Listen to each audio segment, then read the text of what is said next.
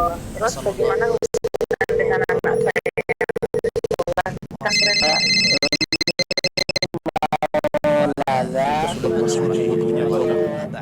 Terima kasih Bapak. Bismillah, Assalamualaikum warahmatullahi wabarakatuh.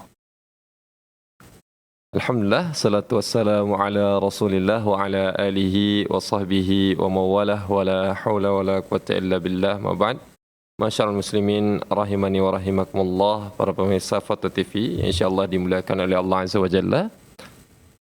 Ahlan wa sahlan wa marhaban bikum. Senang sekali rasanya diberikan kesempatan kembali untuk bisa menyapa para pemirsa Fatu TV dimanapun Anda berada, tentunya melalui program live interaktif kesayangan kita semua, ya insyaallah pada kesempatan kali ini akan dibimbing langsung oleh Al-Ustaz Dr. Sufyan Ibn Fuad Baswedan yang merupakan Ketua Dewan Fatwa Perhimpunan Al-Irsyad. InsyaAllah mengangkat tema tentang meneladani akhlak Rasulullah sallallahu alaihi wasallam. Dan alhamdulillah kita telah terhubung bersama Al-Ustaz Dr. Sufyan Ibn Fuad Baswedan hafizallahu taala melalui studio Fatwa TV Solo. Mari sama-sama kita sapa beliau terlebih dahulu. Ya. Assalamualaikum warahmatullahi wabarakatuh, Ustaz. Waalaikumsalam warahmatullahi wabarakatuh. Ahlan wa sahlan Fajar. Ahlan bikum Ustaz, insyaallah lama tidak berjumpa ya Ustaz. Biasanya Fajar itu terbitnya pagi, sekarang terbitnya sore. Insyaallah. Insyaallah nih Ustaz. Tapi Ustaz, ala kulli hal Ustaz, kita akan meminta waktu dan kesediaan Ustaz mungkin Ustaz selama 1 jam mendatang lebih kurang Ustaz nantinya. Tayyib. Untuk kemudian menjawab pertanyaan-pertanyaan dari para pemirsa Fatwa TV Ustaz. Absyir. Hadir. Baik, insyaallah. Syukran Ustaz, jazakumullahu khairan atas kesediaannya. Baik. Ya, sebelum kita memulai program live interaktif kita pada kesempatan yang insyaallah diberkahi oleh Allah ini, kita akan menyampaikan beberapa hal kepada para pemirsa Fatwa TV bahwa program live interaktif Fatwa TV memungkinkan bagi para pemirsa untuk bisa bertanya langsung kepada Al-Ustaz Dr. Sufyan Ibn Fuad Baswedan hafizallahu taala. Tentunya pertanyaan yang diajukan diharapkan sesuai dengan tema yang telah kita tentukan, yaitu meneladani akhlak Rasulullah sallallahu alaihi wasallam. Ini bisa bertanya tentang perihal tafsir hadis ataupun hal-hal yang berkaitan dengan Rasulullah sallallahu alaihi wasallam juga boleh. Ya, kemudian kami juga ingin menyampaikan bahwasanya sekarang layanan live interaktif Fatwa TV memungkinkan para pemirsa untuk bisa bertanya melalui WhatsApp call. Ya, atau telepon melalui WhatsApp di nomor 0821 7000 6087. Ya, jadi bagi para pemirsa untuk bisa menyimpan nomor WhatsApp call live interaktif Fatwa TV akan memudahkan bagi para pemirsa untuk bisa bertanya langsung kepada Al-Ustaz, para pemateri di program live interaktif Fatwa TV nantinya. Kemudian, tak lupa pula kami ingin mengajak para pemirsa Fatwa TV dimanapun Anda berada untuk bisa berjuang bersama kami menyebarkan dakwah Islam ini melalui rekening aktif yang bisa Anda saksikan di layar kaca televisi Anda semua.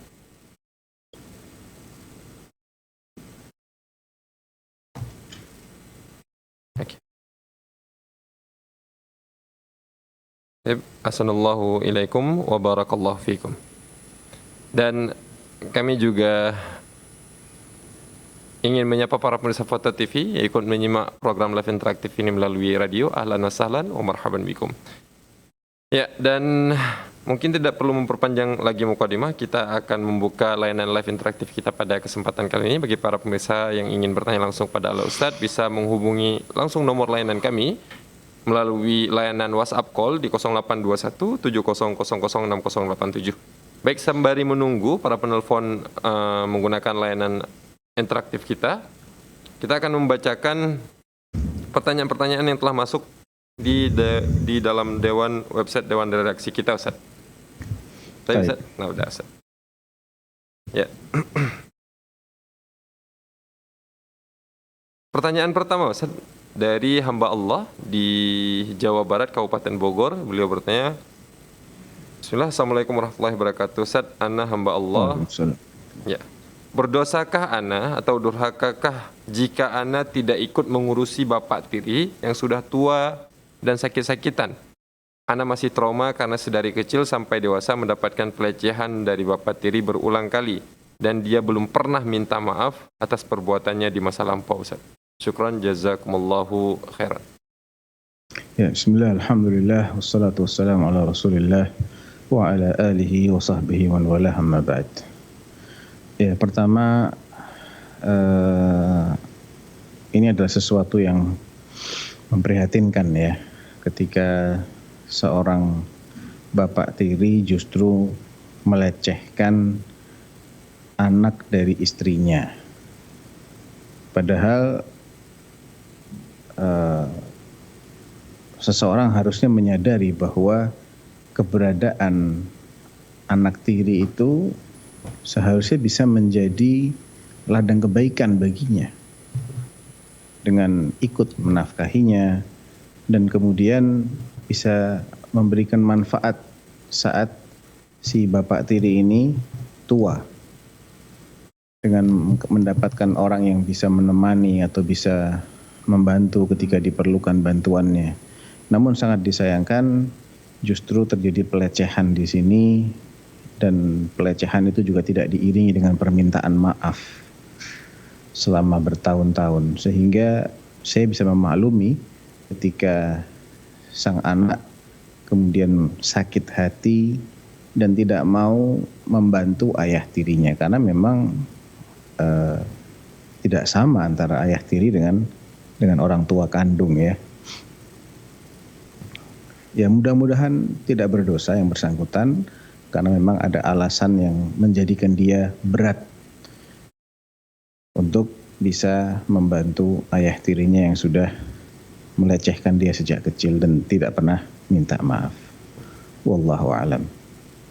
Namun kalau dia memaafkan dan dia mengharap pahala yang lebih besar dari Allah, maka itu lebih afdal.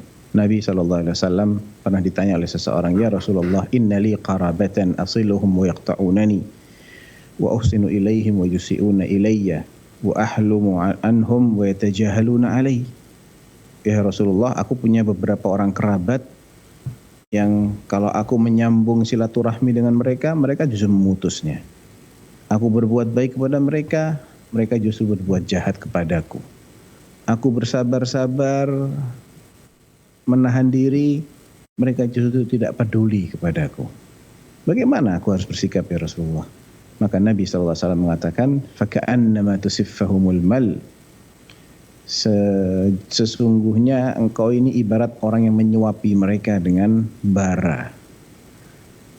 "Wala yazalu ma'aka minallahi dhahirun 'alaihim ma dumta 'ala dhalik."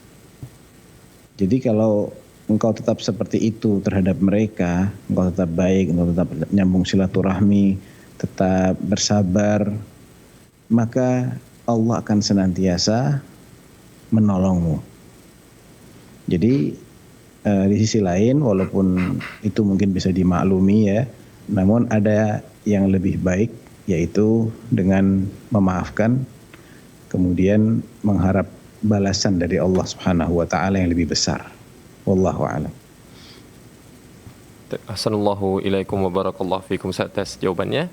Ucapkan jazakumullahu khairan.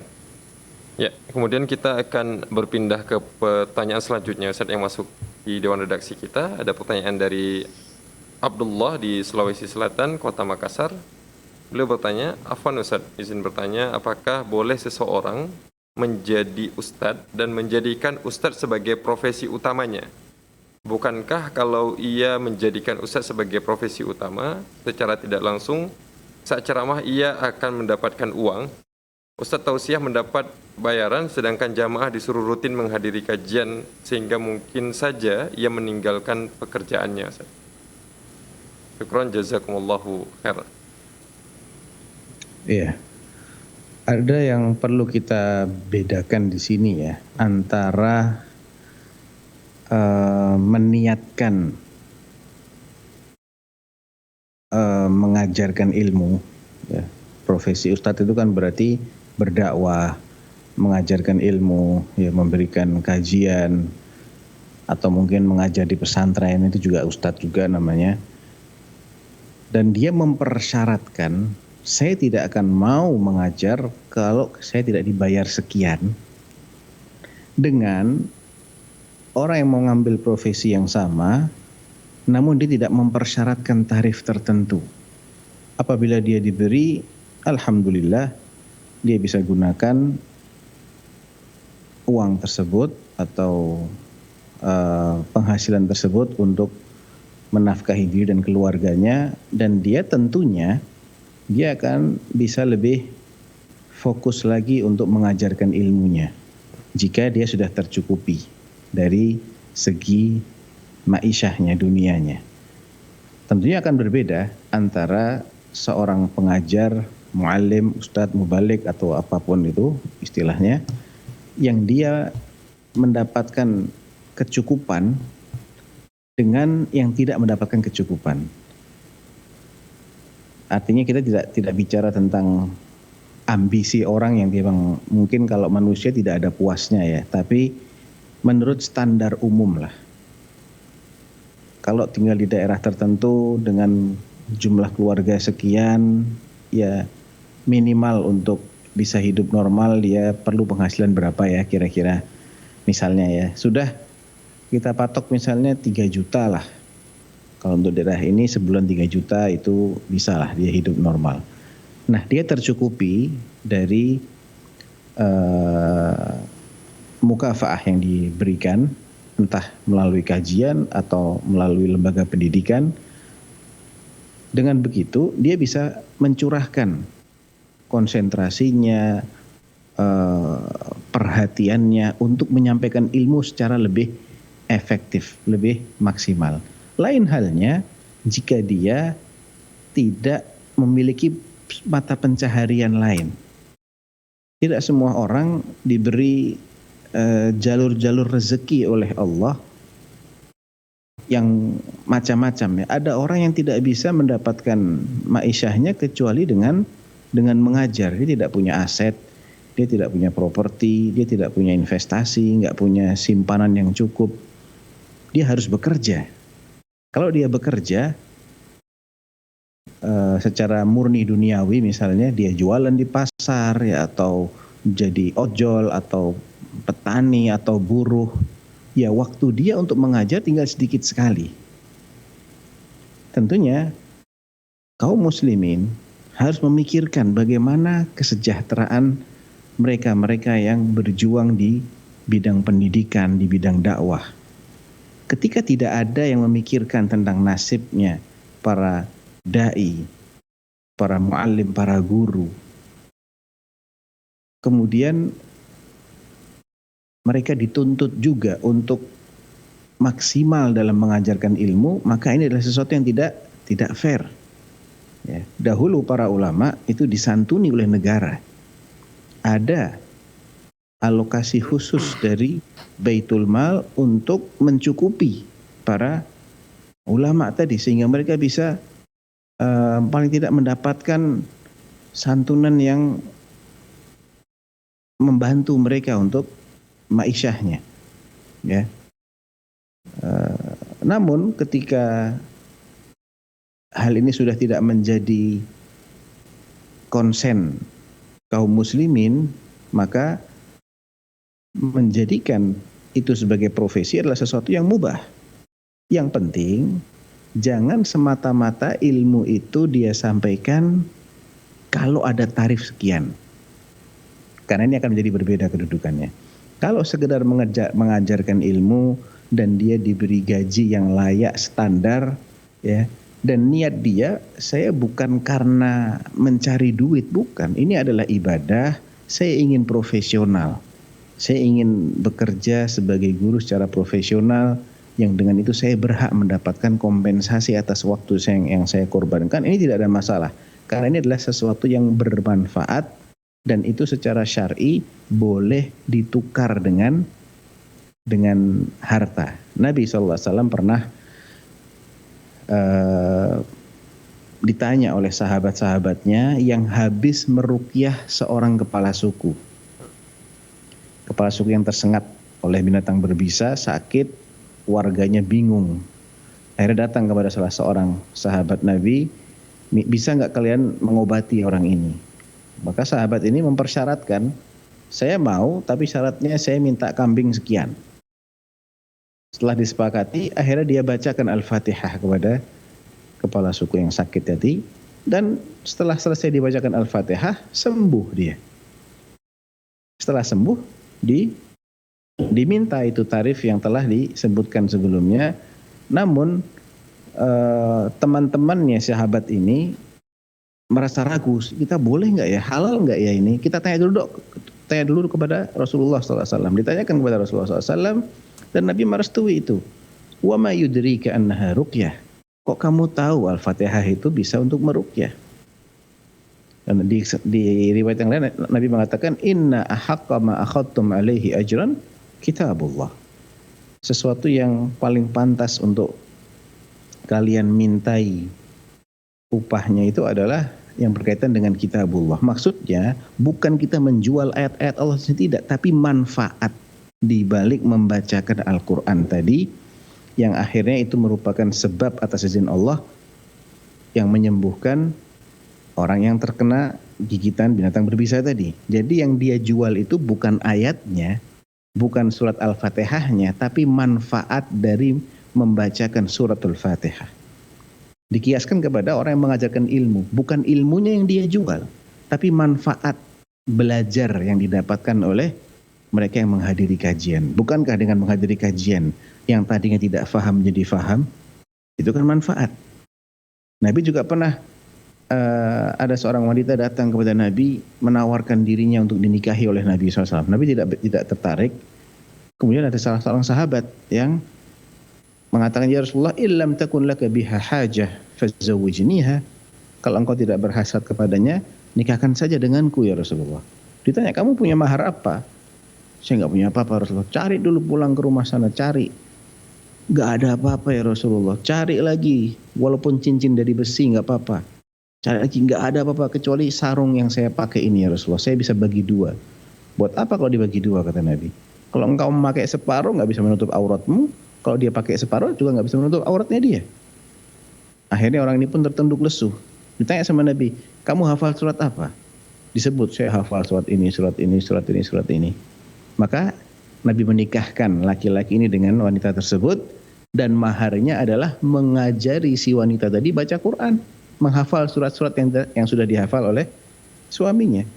Nah, apa yang boleh dijadikan sebagai mahar itu boleh diperjualbelikan karena dia adalah manfaat yang mubah, manfaat yang halal untuk diperjualbelikan. Manfaatnya bukan ayat-ayat Al-Qur'annya, bukan ilmunya itu sendiri, tapi manfaat yang didapat, kesempatan belajarnya, pemahaman yang didapat, ya, penjelasan itu halal untuk dijual. Nah,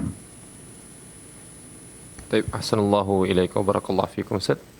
Jazakumullahu khairan atas jawabannya. Dan ya, kita akan melanjutkan pertanyaan yang telah masuk melalui dewan redaksi kita, Ustaz. Dewan redaksi kita. Ada pertanyaan dari Afifuddin di Jawa Barat, Kabupaten Bogor. Beliau menanyakan, Afwan Ustaz, ayah saya membuat grup WhatsApp keluarga yang tujuannya untuk mengingatkan membaca Al-Quran, atau jangan sampai ada hari yang tidak membaca Al-Quran. Jadi nantinya setiap anggota diberi bagian surat, kemudian diharapkan setiap hari membaca seberapapun mampunya dan dilaporkan ke grup. Kemudian jika sudah selesai bagiannya, akan ditentukan lagi bagian berikutnya tanpa ditarget. Masing-masing anggota juga masih tetap memiliki bacaan Qurannya masing-masing di luar program yang ayah saya buat. Bagaimana tanggapan Ustadz terhadap program ini? ya sepintas sih tidak mengapa ya, karena saya yakin tujuan sang ayah adalah untuk membiasakan anggota keluarganya untuk baca Al-Quran. Dan ini adalah tujuan yang baik, sehingga sarana yang dia pergunakan ke sana, jika sifatnya hanya seperti koordinasi, cara mengkoordinasi, maka itu tidak mengapa. Mungkin yang perlu dipastikan atau diupayakan adalah agar ketika grup ini sudah berhenti misalnya suatu saat, kebiasaan itu tidak serta-merta hilang. Yang kedua adalah jangan sampai itu disalahgunakan untuk pamer, untuk riya. Kemudian saat seorang membanggakan, saya sudah membaca sekian hari ini, dan dia ingin menceritakan amalnya. Ya, jadi ini perlu diwaspadai ya. Jadi kita memang tidak mengatakan itu mutlak terlarang, namun apakah itu disunahkan? Saya juga tidak katakan itu disunahkan, namun itu mubah. Pada dasarnya itu sesuatu yang diperbolehkan, asalkan tidak menimbulkan hal-hal yang negatif seperti pamer di situ, ya, ingin ujub, membanggakan amal soleh di depan orang lain dan yang semisalnya. Kemudian alangkah baiknya jika itu sesekali tidak dilakukan. Jadi tidak menjadi rutinitas seakan-akan harus ada laporan, padahal kan tidak ada keharusan seperti itu. Yang dikhawatirkan adalah nanti muncul keyakinan kalau tidak melaporkan bersalah atau berdosa, dan kalau melaporkan dan dapat pahala, seakan-akan itu menjadi ibadah dengan sendirinya, menjadi bagian dari ibadah. Nah, ini yang mungkin perlu dihindari dan difahamkan kepada mereka yang ada di grup itu, termasuk kepada sang ayah. Wallahu a'lam. Ahsanallahu ilaikum wa barakallahu fikum Ustaz atas jawabannya. Ya, ini masih belum ada penelpon. Ternyata sudah terhubung dengan penelpon pertama kita pada kesempatan kali ini. Ya, ada Bapak Abdullah dari Gresik. Kita akan sapa beliau terlebih dahulu. Assalamualaikum. Fatwa TV. Halo, Assalamualaikum Ustaz. Waalaikumsalam warahmatullahi wabarakatuh. Ya, silakan Bapak. Izin bertanya, bagaimana ya penerapan sifat ibadur rahman dalam surat Al-Furqan? Yang pertama soal kalau ada orang menyapa yang dengan nada mengejek atau merendahkan gitu atau membuli lah, itu kita ucapkan gimana Ustaz? Apakah assalamualaikum gitu? Kan itu ayatnya kan salam. Terus untuk sifat berikutnya, kalau kita sholat setelah isya 3 rakaat menggabungkan niat rawatib 2 rakaat rawatib dan witir 3 rakaat, jika digabungkan dari jadi satu, itu apakah termasuk sholat malam yang disebutkan di sifat ar-Rahman gitu Ustaz? Di sifat ibadur Rahman gitu Ustaz. Syukur Ustaz. Ya. Cukup itu aja. Ya, syukran jazakumullahu khairan atas pertanyaannya Bapak. Pertanyaan yang pertama yang dimaksud dengan wa idza khatabahumul jahiluna qalu salama. Apakah bagaimana penerapannya? Ya, qalu salama itu menyesuaikan dengan siapa orang-orang jahil yang mengejeknya ini. Kalau dia orang-orang jahil yang memang layak untuk didoakan mendapatkan keselamatan, muslim, namun karena kejahilannya mereka mengejek, maka mendoakan kaum muslimin itu baik, ya. Assalamualaikum, ya. Semoga kalian selamat di dunia, mudah-mudahan dapat hidayah dan semisalnya lah. Ya, mendoakan keselamatan. Tapi kalau dia ini non muslim mengejek, maka kita tidak boleh memulai non muslim dengan ucapan salam, kecuali bersyarat. Jadi mengatakan salamun ala manittaba'al huda. Salam sejahtera bagi yang mengikuti hidayah. Jadi kalau Anda belum mengikuti hidayah, Anda tidak akan mendapatkan keselamatan. Kalau Anda mengikuti, saya doakan Anda mendapatkan keselamatan. Ya, itu cara menerapkannya seperti itu. Artinya tidak digubris lah.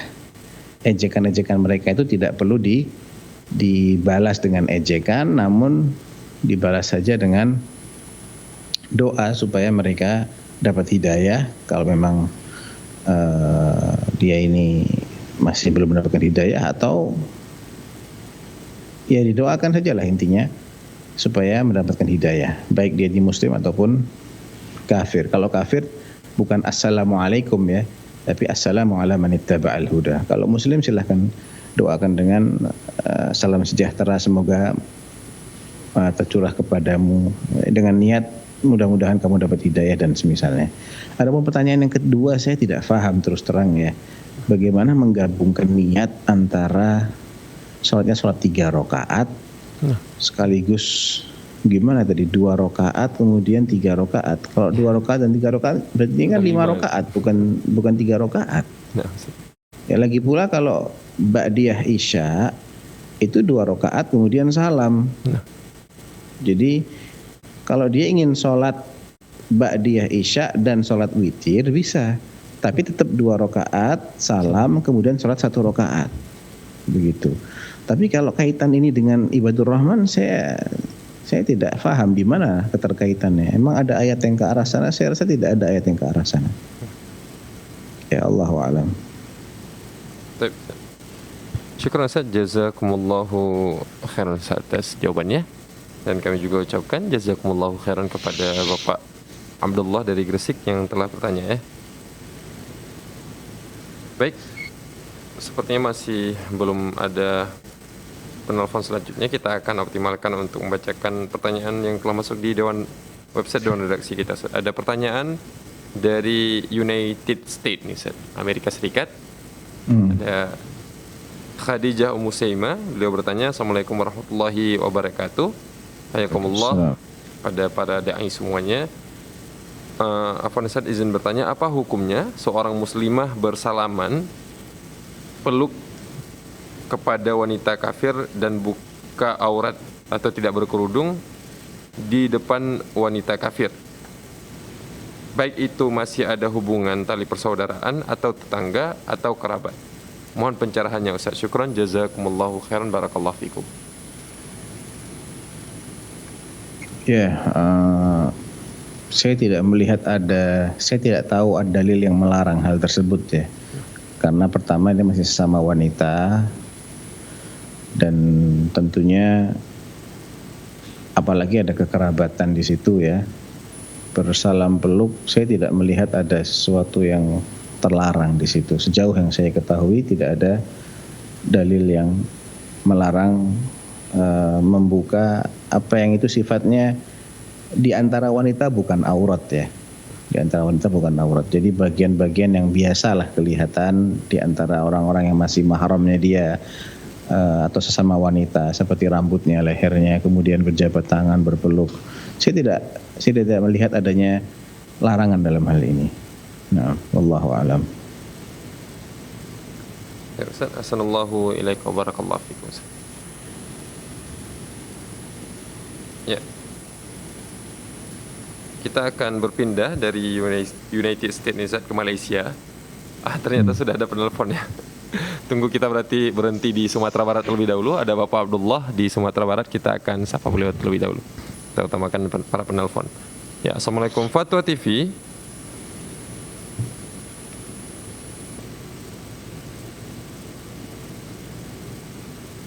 Halo, Assalamualaikum Fatwa TV. Halo, Assalamualaikum. Waalaikumsalam warahmatullahi. Ya, silakan Ya, Bapak. izin bertanya Ustaz. Ya, silakan. Tentang pertanyaan 2 minggu yang lalu Ustaz. Apa Pak? Yang Diulang? imam sholatnya yang pasti Ustaz.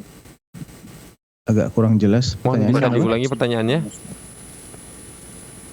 Tentang pertanyaan yang 2 minggu lalu 2 minggu tentang lalu. imam yang kurang pasti. Aduh, nggak jelas suaranya, putus-putus. Jadi Ya, coba agak menjauh dari gadgetnya, agak sedikit dijauhkan, baru kemudian bicara lagi. ya, bagaimana caranya mufaraqah di sholat Jumat? Mufaraqah. Apakah 2 rakaat atau 4 rakaat Ustaz? Yang kemudian kalau kita sholat siang dan imamnya itu Ya, mohon maaf Bapak. antara Mohon maaf Bapak, sebelumnya tolong didengarkan terlebih dahulu karena mungkin ini jaringannya masih sangat sulit untuk kami bisa pahami pertanyaan dari Bapak. Mungkin bisa dituliskan, nanti dikirimkan ke WhatsApp telepon WhatsApp Dewan Redaksi kita di 082170006087 biar nanti dilanjutkan ya, atau yang Bapak hubungi sekarang, nomor yang sedang Bapak hubungi sekarang, nanti bisa dilanjutkan kepada host untuk kemudian dibacakan kepada Ustadz. Syukran Bapak Abdullah, jazakumullahu khairan ya. Kita mungkin akan berpindah dulu. Akan lanjutkan membacakan pertanyaan yang telah masuk ke daun redaksi. Ya. Tapi Ustaz, pertanyaan dari Malaysia nih Ustaz. Yang bertanya Basu Sudirman, beliau bertanya, Afwan Ustaz, Anda berasal dari Sulawesi, namun sedang merantau di Malaysia sebagai TKI. Pertanyaan Anda Ustaz, apa hukumnya menyampaikan khutbah Jumat dengan membacakan buku kumpulan khutbah Jumat? Karena Anda di sini menyampaikan khutbah dengan menggunakan kumpulan buku khutbah, salah satunya kumpulan khutbah Jumat Imam Abdul Rahman As-Sudais. Mohon penjelasannya Ustaz, barakallahu fikum. Iya, Allah barik fiik.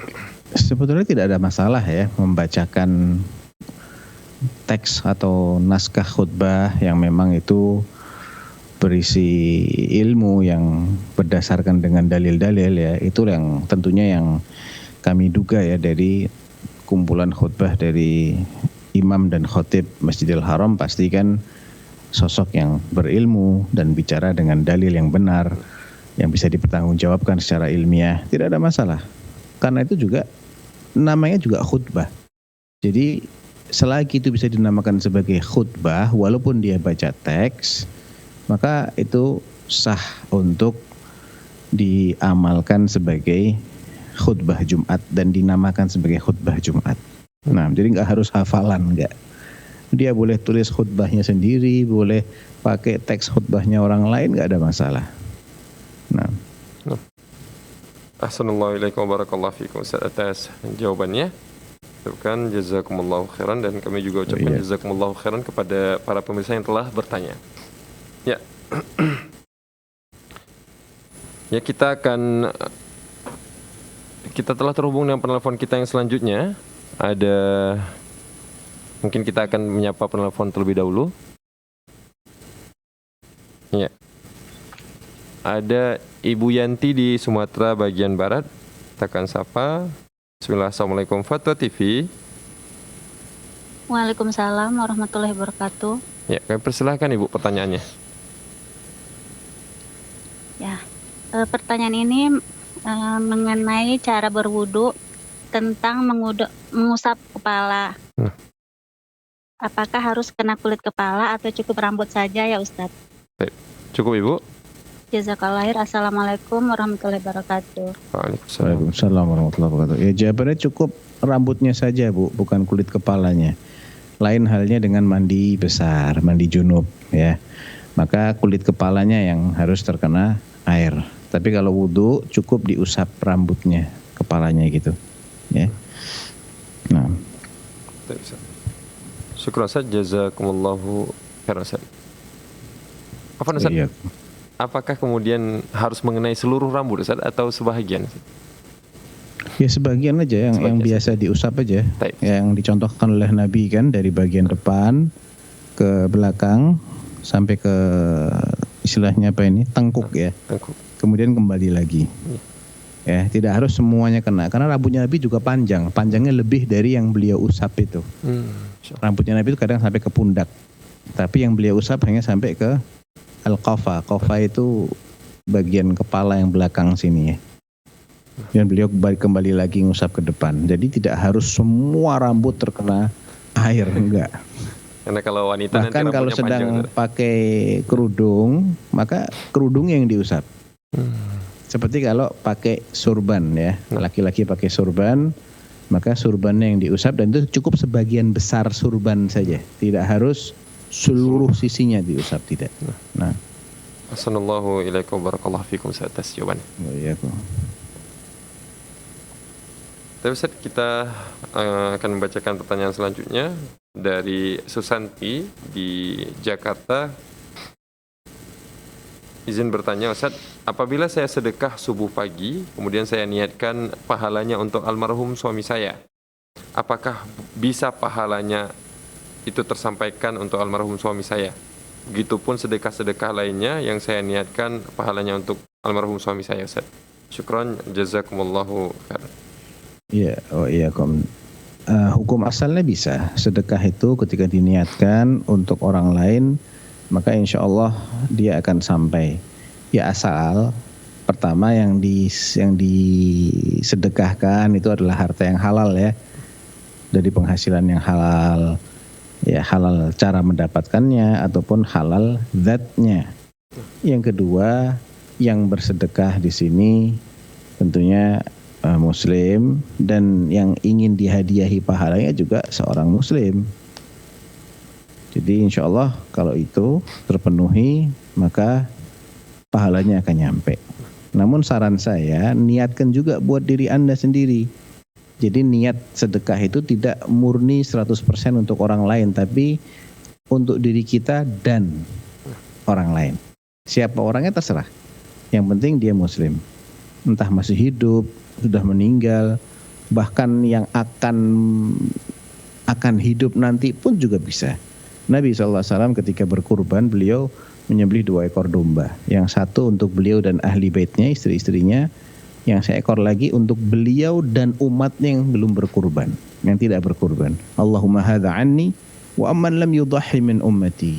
Dan untuk umatku yang tidak bisa berkurban, dan umat beliau yang tidak bisa berkurban itu meliputi yang sudah meninggal saat itu, yang masih hidup, maupun yang akan datang sampai hari kiamat.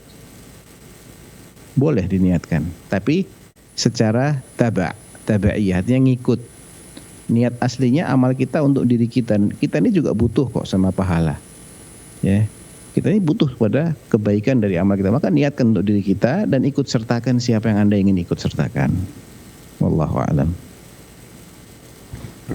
Syukran, jazakumullahu khairan. Ya, ada pertanyaan selanjutnya ini Ustaz dari RR Sukma Dewi di Nusa Tenggara Barat, Kabupaten Lombok. Assalamualaikum Ustaz, Fulan izin bertanya Ustaz. Fulan menikahi seorang wanita yang sudah hamil tetapi tidak dihamili oleh si Fulan, melainkan dihamili oleh orang lain.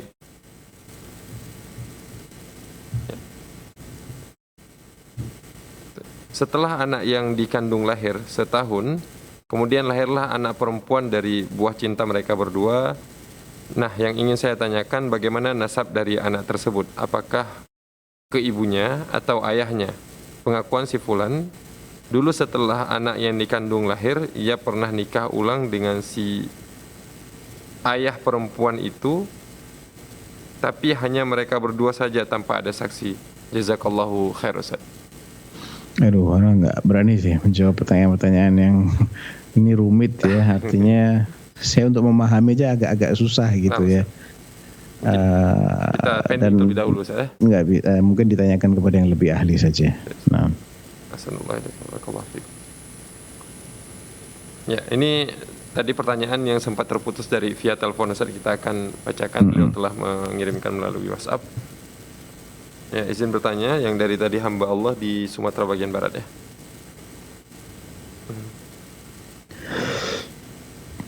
Izin bertanya terkait pertanyaan 2 minggu lalu tentang bacaan imam yang kurang fasih Ustaz. Nah, yang pertama, bagaimana cara mufaraqah dari sholat Jumat? Apakah dikerjakan 2 rakaat atau 4 rakaat seperti sholat zuhur? Kemudian dalam sholat sir di kampung orang misalnya Ustaz, apa hukumnya bermakmum kepada imam yang bacaan Sami Allahu liman hamidah, yang hamidahnya pakai ha, seharusnya pakai ha. Dalam salam pada bacaan warahmatullah jadi warah pakai ha. Nah, bagaimana hukumnya Ustaz dalam sholat sir? Syukran, jazakallahu khairan. Iya. Terkait dengan mufaraqah ketika sholat Jumat, apakah 2 rakaat ataukah 4 rakaat? Allahu a'lam, namun zahirnya dia kan di sini sudah menyimak khutbahnya ya. Dan dia sudah mengupayakan untuk hadir sholat Jumat, akan tetapi ternyata imamnya tidak layak untuk mengimami karena ketidakfasihan yang sampai ke taraf lahan jali, kesalahan yang fatal dalam membaca Al-Fatihah yang merubah makna atau merubah makhraj huruf sehingga benar-benar berubah, seperti huruf ihdinas siratal mustaqim ya, Kalau dia dibaca si pakai sad ataupun pakai sin ataupun pakai za, itu masih ada qiraahnya. Tapi kalau sudah dipakai menjadi shin misalnya, ihdinas syiratal mustaqim, maka ini lahan jali. Ya. Ya, insyaallah kalau dia sudah mengupayakan untuk sholat Jumat, namun ada halangan di sini, maka dia mengqadha dengan, bukan mengqadha ya, dia mufaraqah dengan tetap sholat Jumat, sholat 2 rakaat ya. Allahu a'lam. Adapun yang kedua tadi pertanyaannya tentang Sholat sir. sholat sir ya. Kemudian Ketika mendengar Sami Allahu liman hamidah pakai H gitu ya. ya, Atau warahmatullahi wabarakatuh. ya. Ya, tasmi' itu kan kewajibannya imam. Ya, kewajibannya imam, dan di sini makmum kan tidak mengucapkan itu. Makmum cukup mengucapkan Rabbana walakal hamdu. Itu pun hukumnya wajib, bukan rukun. Jadi beda dengan Al-Fatihah. Kalau Al-Fatihah itu rukun sholat, dan imamnya harus becus, harus bagus baca Al-Fatihahnya, karena dia itu mengimami. Ya, mengimami, apalagi dalam mazhab yang tidak mengharuskan makmum untuk ikut membaca ketika dia sholat berjamaah. Karena bacaan imam itu bisa menggantikan bacaan makmumnya. Sehingga berbeda halnya ketika yang dilakukan oleh imam atau kesalahan imam itu tidak pada sesuatu yang sifatnya rukun, namun yang sifatnya wajib. Jadi itu wajib bagi imam, bukan bagi makmum. Tapi kalau Al-Fatihah itu imam wajib membaca, kemudian makmum mengaminkan. Nah, kalau bacaan imamnya nggak benar, nah ini yang jadi masalah.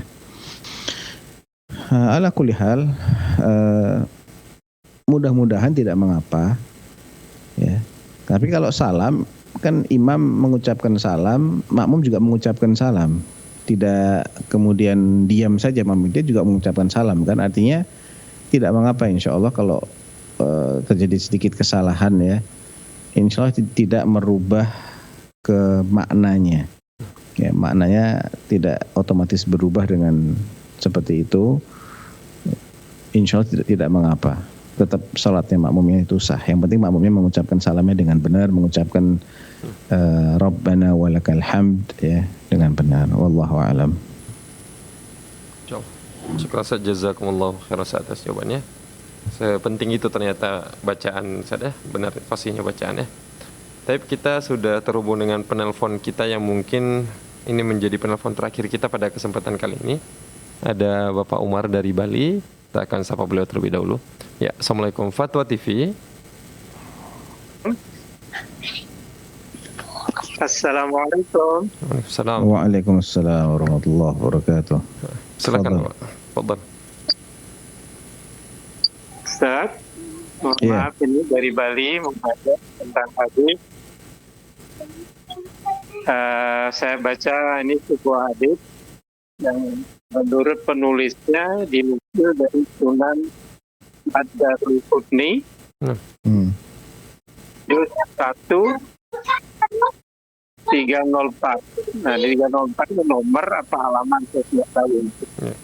Ya. Nah, berbunyi begini Ustaz. Inna Nabiya sallallahu alaihi wasallam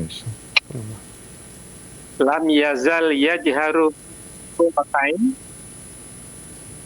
fis suratain Bismillahirrahmanirrahim hatta qubida. Coba diulang. Mungkin bisa diulang Pak.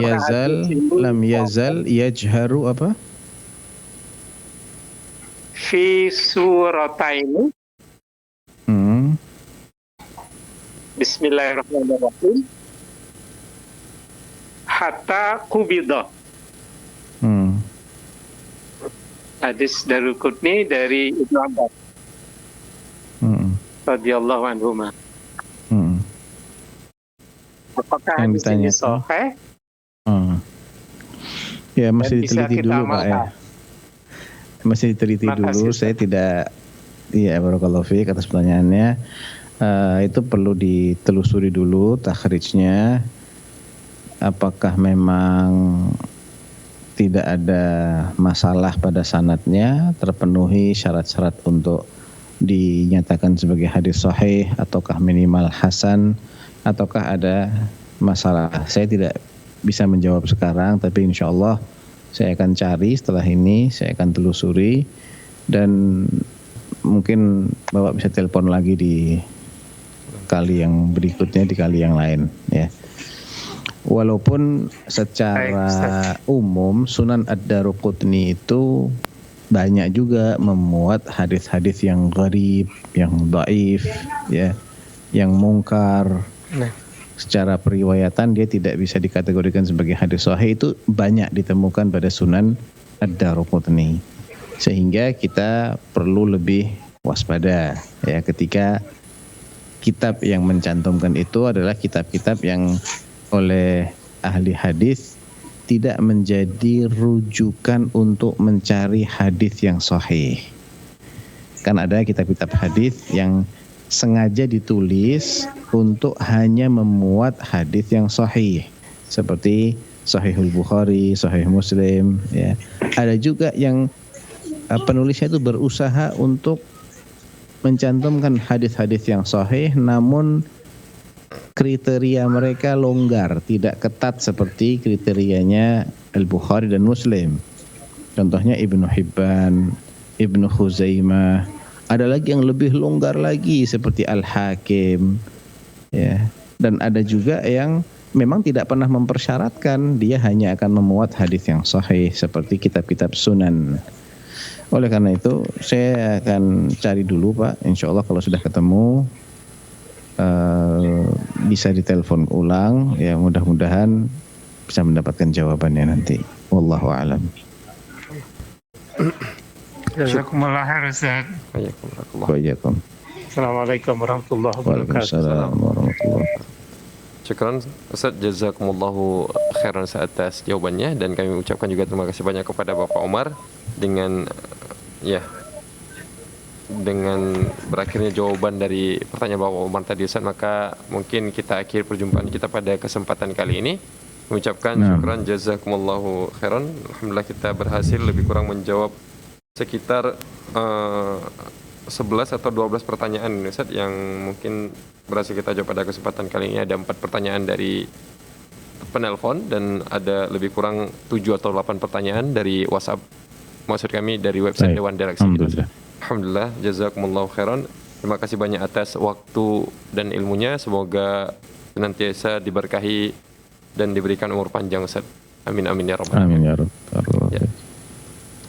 Baik, kemudian kami juga mengucapkan jazakumullahu khairan kepada seluruh para pemirsa Fatwa TV dimanapun Anda berada yang telah mengikuti program live interaktif kita pada kesempatan kali ini dari pertama hingga selesai, terutama bagi para pemirsa Fatwa TV yang telah mengirimkan pertanyaan melalui website Dewan Redaksi kita maupun juga yang telah menggunakan layanan telepon melalui layanan interaktif kita pada kesempatan kali ini. Syukran, jazakumullahu khairan, dan kami mengajak kembali para pemirsa Fatwa TV dimanapun Anda berada untuk bisa berjuang bersama kami menyebarkan dakwah Islam ini melalui rekening aktif yang bisa Anda saksikan di layar kaca televisi Anda semuanya. Ya.